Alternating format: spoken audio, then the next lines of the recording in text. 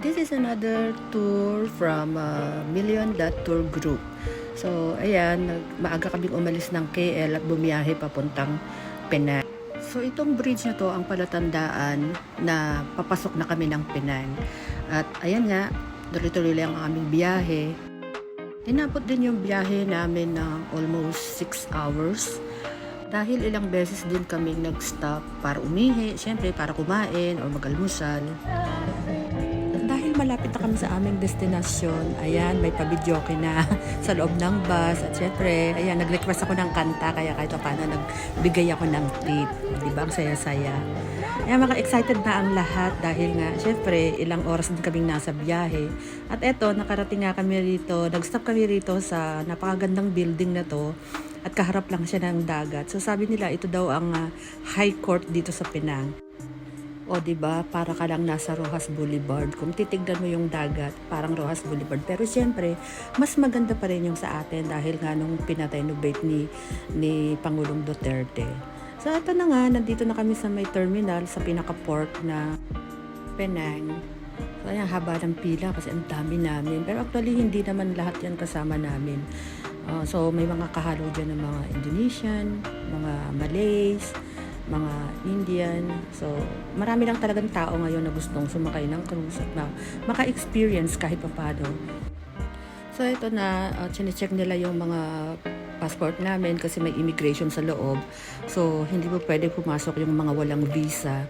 At syempre dahil OFW kami rito, may mga visa kami syempre at pwede kaming pakapasok. Hindi ko naman in-expect na napakalayo naman pala ng lalakarin namin papanta sa barko, no? So, ayan, syempre sobrang bigat ng bag ko, naglakad kami. So, ayan na yung pinaka-entrance niya, yung magandang building na yan. Ayan nga, ang dami nang naglalakad na tao para pumasok. At ito, andito na kami sa may mga check-in baggage. So, check nila yung parang airport, ganun. Check nila yung mga gamit mo, kung may mga, syempre, scan nila, ganun.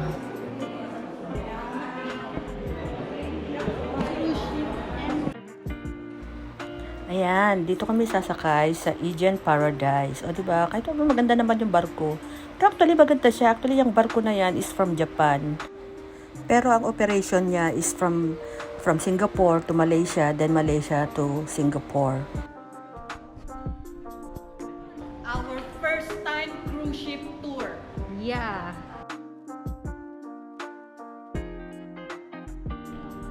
Kasi nga sa mga magkakasino. Para sa magkakasino. Ayan, si kuyang naka-black. Crew siya dito sa barko. Sa Pilipino siya. Hindi ko alam na Pilipino pala siya. Kaya nahuli yung kabayan ko, yung pagbati ko sa kanya. Andito na kami ngayon sa lobby para mag-avail ng cabin for a day. Kasi siyempre mag-stay kami rito ng the whole day. At di ko napansin na nandito pala si Mayora na singer. Going to book for a cabin para kami ay makapag-enjoy. And a good singer, we have a good singer here. Our very, very good singer here. Oh my God. And Ate Aileen is there over there. Ito ang captain at mga crew member dito sa barko. At karamihan ng mga nagtatrabaho rito ay mga Pilipino. At sabi nila Burmese daw. So, pero mas marami ako nakitang Pilipino. So ayan, habang naglalakad kami sa hallway, may nakita na naman kaming another Filipino. Oh, di ba mga kababayan? So ayan, patuloy ang lakad namin kasi hinahanap na namin yung aming cabin. At napakalayo dyan, nasa dulo. So finally, ayan, nakapasok na kami at ito nga, nag-room tour na yung kasama ko. Nag-avail ako ng 1 room for 2 person. Pero 4 kami na nasa loob kasi nga, syempre 1 day lang naman kami. At ang price ng cabin nila is nasa 120. Yung 120, not bad na kasi ang ganda naman ng room. Tapos, kumpleto rin siya. Yung toilet niya, ang ganda din naman. Malinis, maayos. Kaya, sulit na sulit din naman yung bayad. May mga cabin din naman na magaganda na may balcony at medyo malaki. Pero yun kasi sa pangmatagalang stay yun. So, hindi naman kami mag-i-stay ng matagal.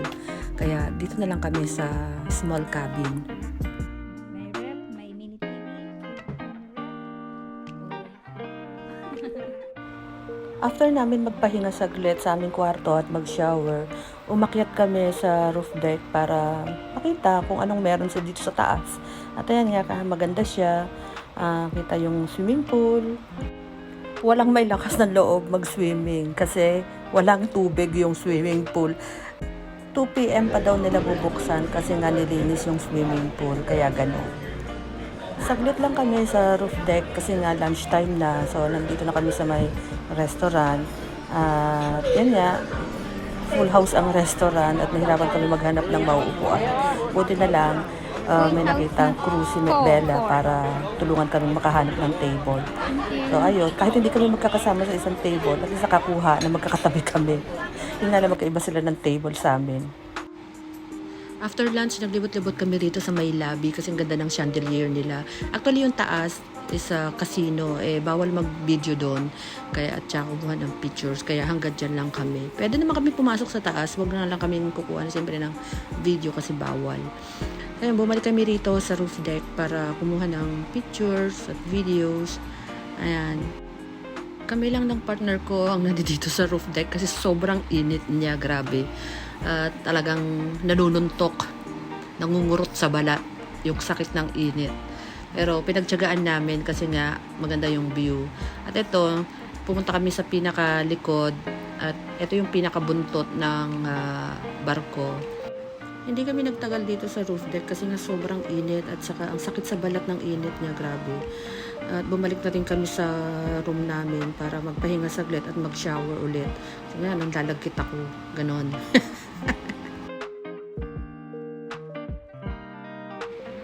After namin magpahinga saglit at mag-shower, dito naman kami nagpunta sa bar para tumingin kung anong pwedeng inumin para ma-refresh naman yung utak namin. Ganon. In fairness naman sa presyo ng mga alak nila rito, Diyos ko Lord, kung ang eroplano ay mataas ang lipad, dito naman, Diyos ko, lumalangoy sa sobrang bilis ng pera rito. Pero sige, okay lang, try natin. Kasi medyo nauuhaw na rin ako. Kailangan ko ng alak. O ayan, napakaganda ng ngiti ni Dudong dahil madadampian na naman ng alak ang kanyang labi. Actually, pang 3 sets ko na yan eh. Pero okay lang. Hindi naman siya nakakalasing kahit na may tequila siya kahit may tequila siyang kahalo. Actually, hindi naman sana aabot sa 3 sets. Kaya lang, si Mayang nangungulit na gusto niya pang uminom. So, ang ending, nilibre niya kami. At siya rin ang umubos lahat kasi nga di na namin kayang ubusin. Shoutout kay Mayang sa libre. After namin mag-chill-chill at inom-inom sa loob ng bar, lumabas ulit kami rito sa may roof deck para manood naman ng sunset.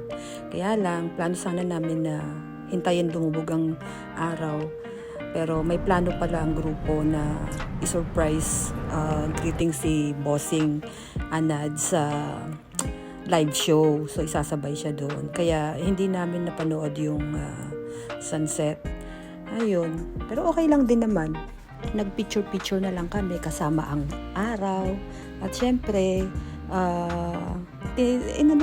kumbaga ninamnam namin yung mga oras na nandito kami sa roof deck at dito sa barko. At medyo marami ng tao ngayon kasi hindi na siya mainit. At ito nga, pabalik na kami sa loob. Pupunta na kami sa live show kasi nga babatiin na si Bossing para sa kanyang birthday at may pa-blow candle para sa kanya. Ayan, nandito na kami ngayon sa theater nila. At kami na lang yata yung last na dumating kasi nga puno na, full house na yung theater. So, pero hindi pa naman nag-i-start yung pabati kay Bossing. At yan, puro mga Chinese yung nagpe-perform.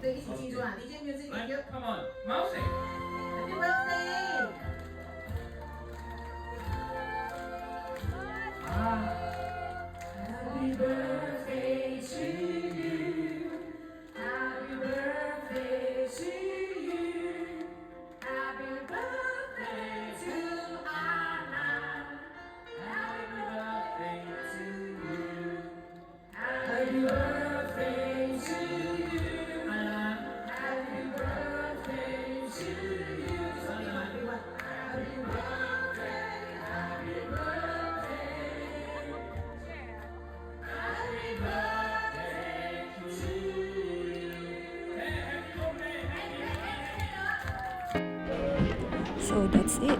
Our one-day tour in cruise ship. One day of full of fun and bringing home happy memories with a smile in our faces. Naks! Yun lang ang kwento ko. Salamat! Thanks for watching!